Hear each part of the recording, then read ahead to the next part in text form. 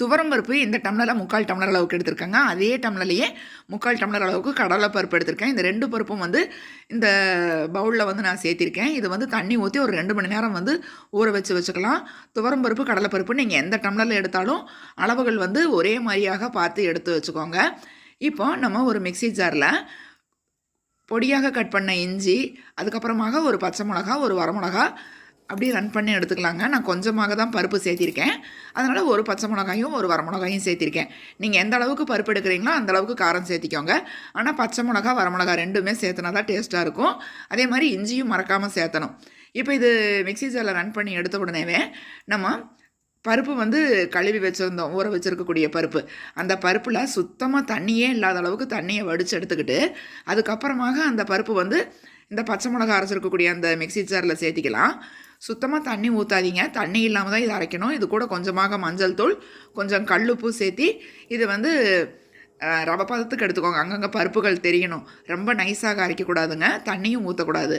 கெட்டியாக வடப்பருப்புக்கெல்லாம் அரைப்பீங்க இல்லைங்களா, அந்த மாதிரி வந்து அரைச்சி வச்சுக்கணும். எனக்கு குரல் வந்து கொஞ்சம் தொண்டை கட்டுன மாதிரி இருக்குது, அதனால் டிஃப்ரெண்ட்டாக இருக்குது அப்படின்னு வந்து நினச்சிடாதீங்க. இப்போ நம்ம வந்து இதை அரைச்சி வச்சுருக்கக்கூடிய அந்த பருப்பு வகைகளெல்லாம் வந்து ஒரு பவுலில் மாற்றிக்கலாம். அதுக்கப்புறமாக அதில் வந்து தேங்காய் துருவல் வந்து கொஞ்சம் நிறைய சேர்த்தணுங்க. ஏன்னா இதில் வந்து நம்ம வெங்காயமெல்லாம் சேர்த்துறதில்ல, அதனால் தேங்காய் துருவல் வந்து நிறைய சேர்த்தணும். நான் ஒரு தேங்காயில் வந்து ஒரு மூடி அளவுக்கு கொஞ்சம் நிறைய இருக்கிற அளவுக்கு 2-3 கைப்பிடி அளவுக்கு தேங்காய் வந்து சேர்த்திருக்கேன். பொடியாக கட் பண்ண கொத்தமல்லி தலைகளும் சேர்த்திருக்கேன். இந்த அரைச்சிருக்கக்கூடிய பருப்பெல்லாம் சேர்த்திருக்கேன் இல்லைங்களா, அதில் வந்து ஒரு எலுமிச்சம்பழம், சின்ன எலுமிச்சம்பழம் வந்து புழிஞ்சு விட்டுக்கோங்க.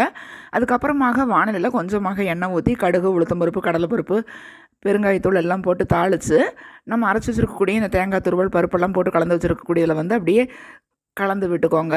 அதுக்கப்புறமாக இதை வந்து நம்ம கைகளில் கொழுக்கட்டைக்கெல்லாம் கார கொழுக்கட்டை செய்வீங்க இல்லைங்களா, அதே மாதிரி தான் நீங்கள் வந்து செய்யணும். எந்த அளவுக்கு சைஸ் வேணுமோ அந்த மாதிரி நம்ம வந்து இட்லி தட்டில் வந்து எடுத்து வச்சுட்டு ஆவியில் வந்து ஒரு 10 நிமிஷம் வந்து வேக வச்சு எடுத்துக்கணுங்க.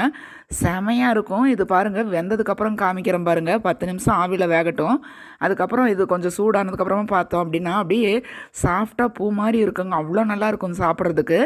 தக்காளி சட்னி, கார சட்னி, தேங்காய் சட்னி எல்லாமே இதுக்கு வந்து சைட் டிஷ்ஷாக நம்ம தொட்டு சாப்பிட்றப்ப சூப்பராக இருக்கும்.